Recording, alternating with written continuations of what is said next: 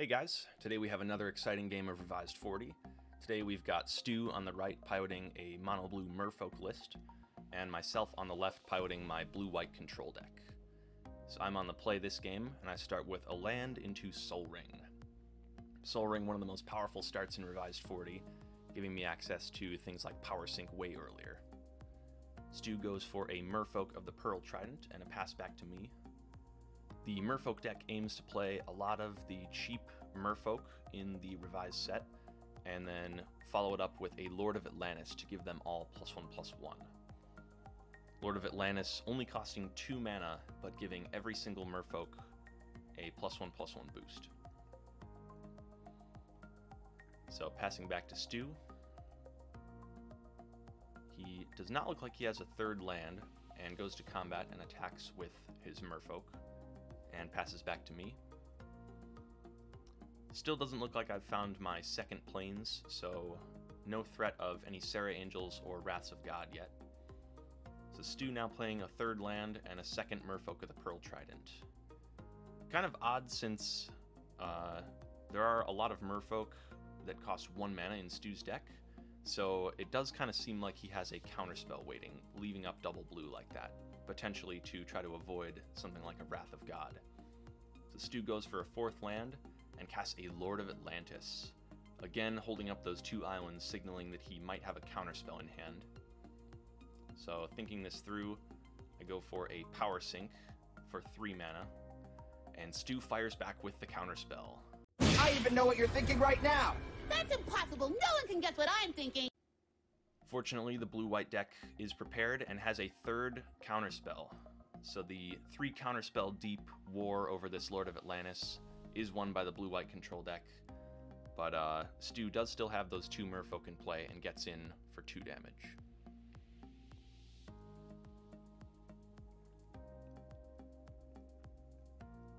Passing back to Stu now. So he untaps his lands and has access to potentially more Lords of Atlantis, and maybe even counterspells as well. He gets in for 2 damage, and I exile one of the Merfolk with Swords to Plowshares.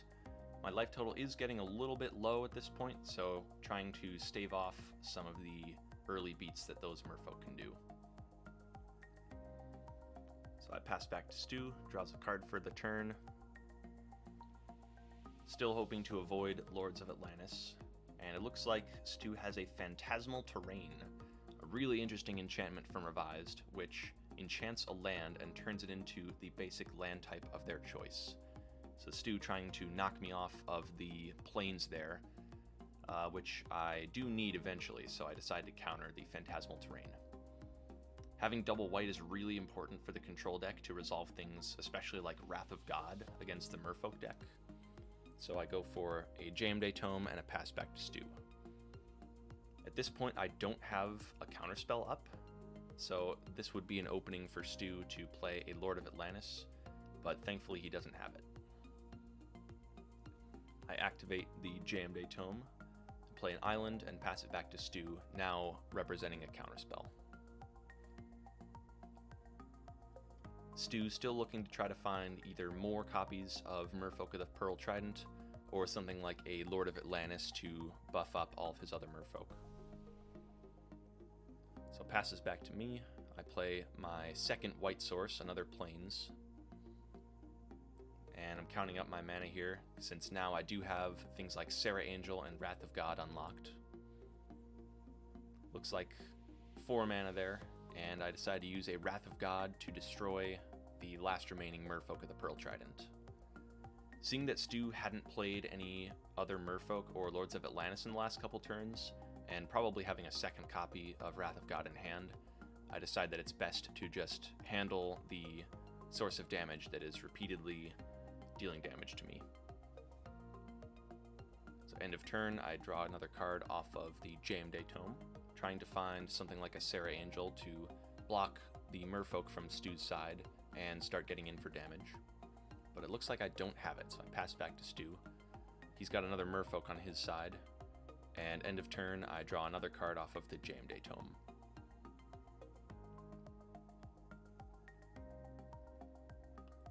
Playing a land on my side of the table and tapping 5 for a Sarah Angel. So finally one of the 2 copies of Sarah Angel from the blue-white deck. This will be able to both block Stu's Merfolk and start getting in for damage, since it does have flying. Stu, though, on his side has a control magic to try and take control of Sarah Angel.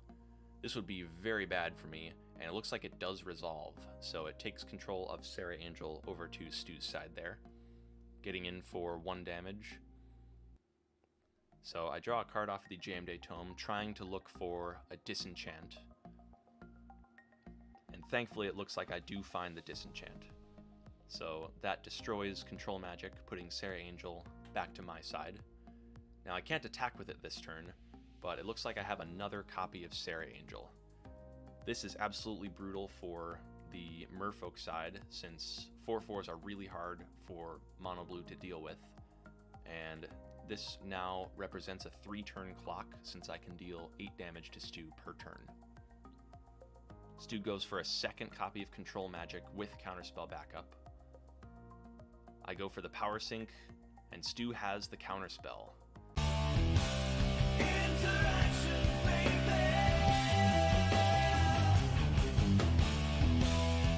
So the Counter War is unfortunately lost by the blue-white side, and Stu's Control Magic resolves, stealing one of my Sarah Angels to his side of the board.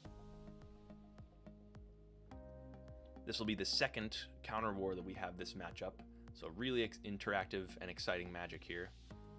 Getting almost 3 counters deep, 2 and 3 counters deep in some cases, over these high impact cards. So unfortunately, I don't find any disenchants, so I have to Swords to Plowshares my own Sarah Angel, gaining Stu 4 life, and then attacking him with my remaining angel, putting him back down to 21. Stu goes for a Soul Ring. Soul Ring can still be relevant at this point in the game, since I do have cards like Power Sync, which require my opponent to have a lot of mana to resolve their spells. So we can see Soul Ring being used for a clone. Clone is going to make a copy of Sarah Angel for Stu. So I draw a card off of the tome, hoping to find a counterspell, or something like Swords to Plowshares. And it doesn't look like I've found anything. So the clone resolves, making a copy of Sarah Angel for Stu, and he passes back to me.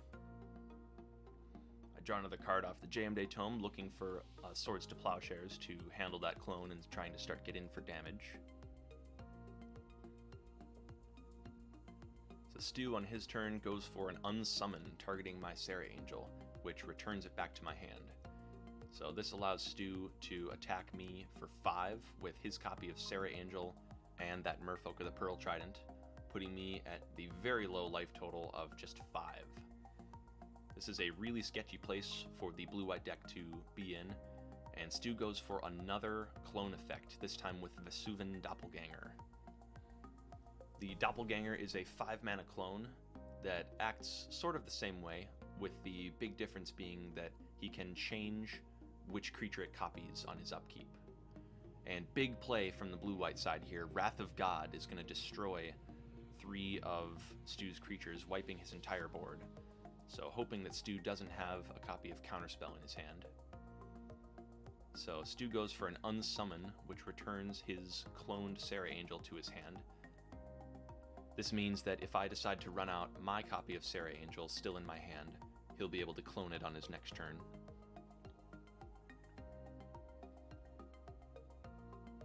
So knowing that this is the case, I decide to draw a card off of Jam Day Tome, and now deciding whether or not I want to run out a Sarah Angel. So since Stu can easily just clone my Sarah and I wouldn't be able to counter back, I decide to wait a turn on casting my Sarah. So Stu on the right there going for another Merfolk. I am still at 5 life, so even as something as small as a 1/1, still threatening to my life total. So I decide to replay that unsummoned Sarah Angel, now having enough mana to try and counter any spell that Stu might have. Stu going for 5 mana for a clone.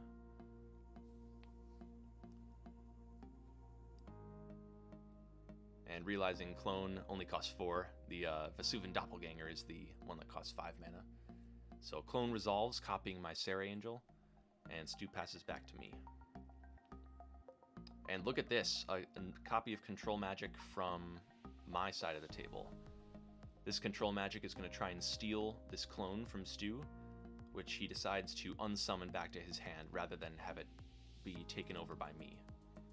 That unsummon is met with a power sink, so I steal the cloned Sarah Angel over to my side, getting in for 4 damage.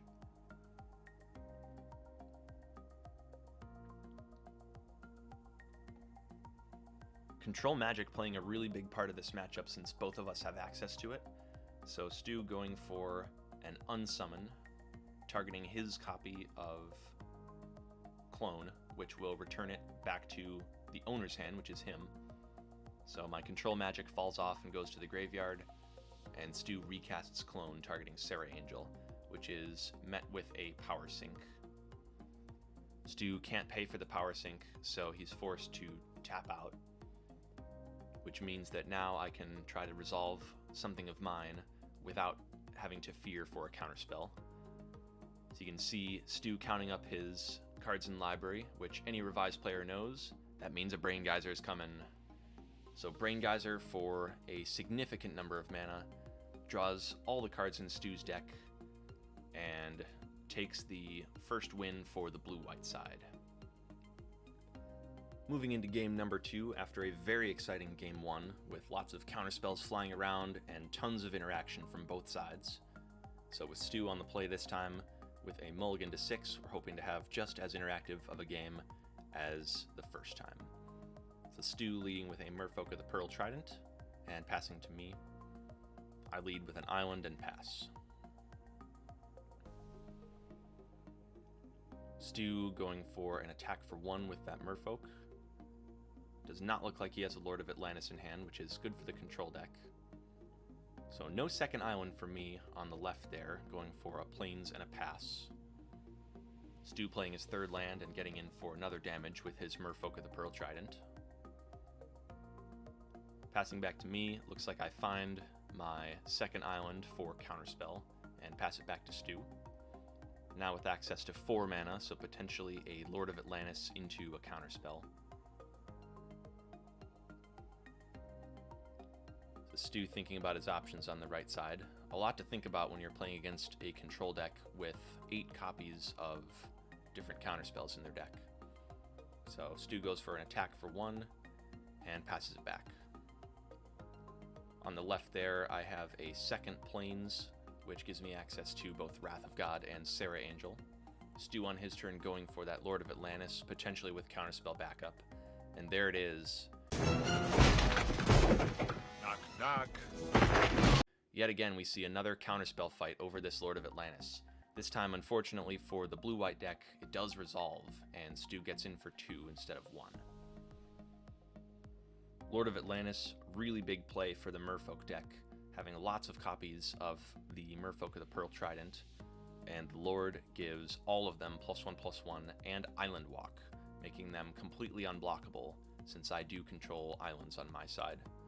So even if I am able to find something like a Sarah Angel, I won't be able to block any of these Merfolk since they have Island Walk. Thankfully, I'm able to try and stop some early damage with the Swords to Plowshares, and Stu responds with an unsummon, returning it to his hand. So the Swords to Plowshares not resolving, and the Lord of Atlantis ending up back in Stu's hand. Stu decides not to run it out and wait another turn until he can have Counterspell to back it up.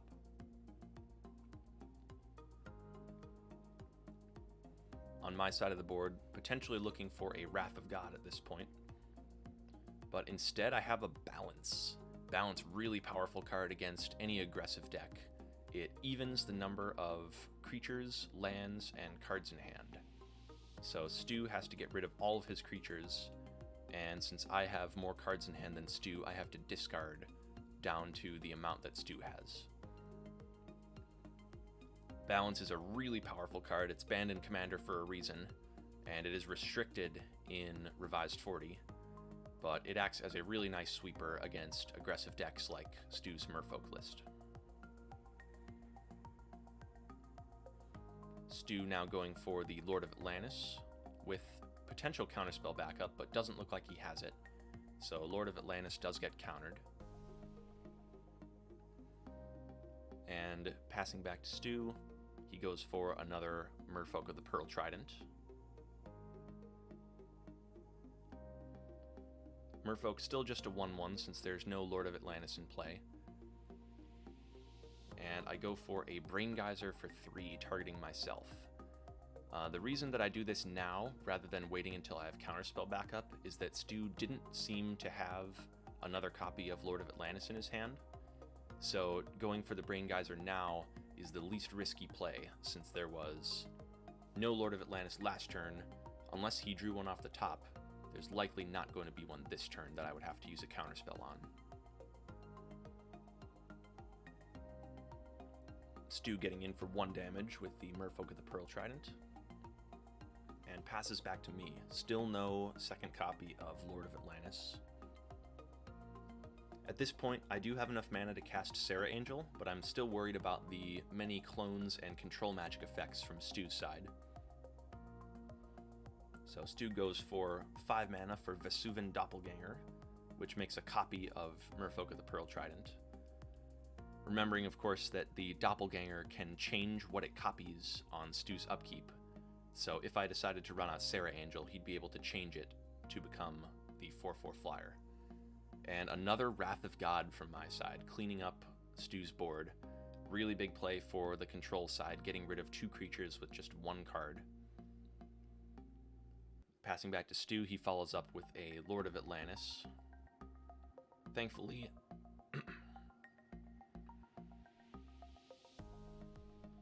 so it goes back to my turn, and I cast a Serra Angel, which can block this Lord of Atlantis since it does not yet have Island Walk. Lord of Atlantis only gives other Merfolk Island Walk. Stu going for a Control Magic, which is immediately met with a counterspell. This is big reason why I wait for me. This is a big reason why I wait to have 7 mana to cast Serra Angel, is to be able to hold up things like counterspell in case of a Control Magic.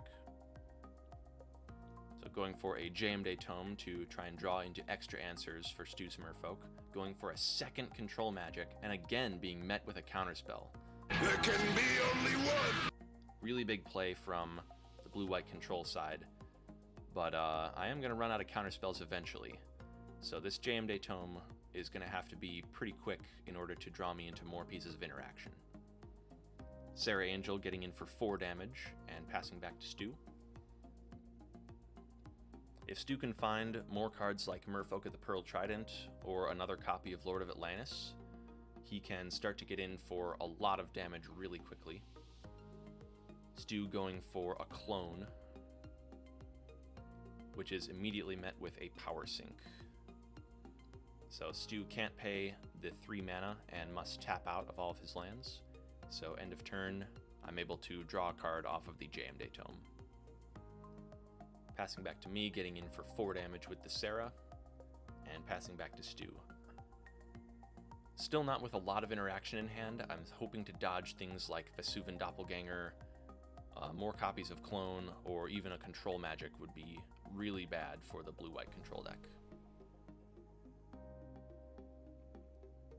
And it looks like there is another copy of Vesuvan Doppelganger on Stu's side.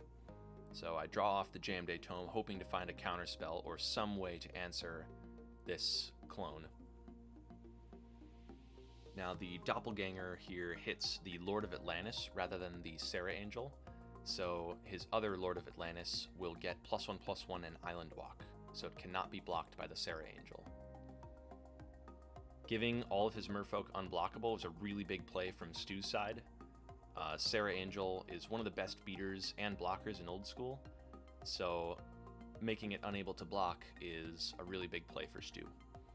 Stu going for the Unsummon on Serra Angel, trying to return it to my hand. I draw a card off of the library and thankfully find a power sink.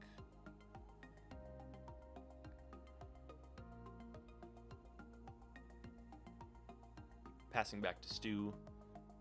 Now Stu has a trigger on the stack for the Doppelganger, so he has to decide whether he wants to keep it as a Lord of Atlantis or change it to be a copy of Serra Angel instead. Keeping it as a Lord of Atlantis will let him get in for 6 damage, completely unblockable, since both of the lords will give each other Island Walk. And so I go for the Swords to Plowshares on the Doppelganger.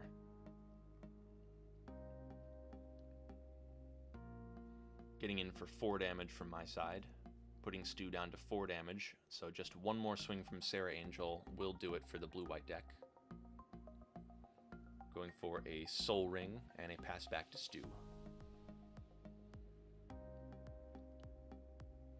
And there's the game. A counterspell from Stu's hand and a Lord of Atlantis in play is not enough to take out the Sarah Angel. So really fun and interactive games here, both players with crazy numbers of counterspells and other pieces of interaction. Let's take a quick look at our most valuable cards for this matchup.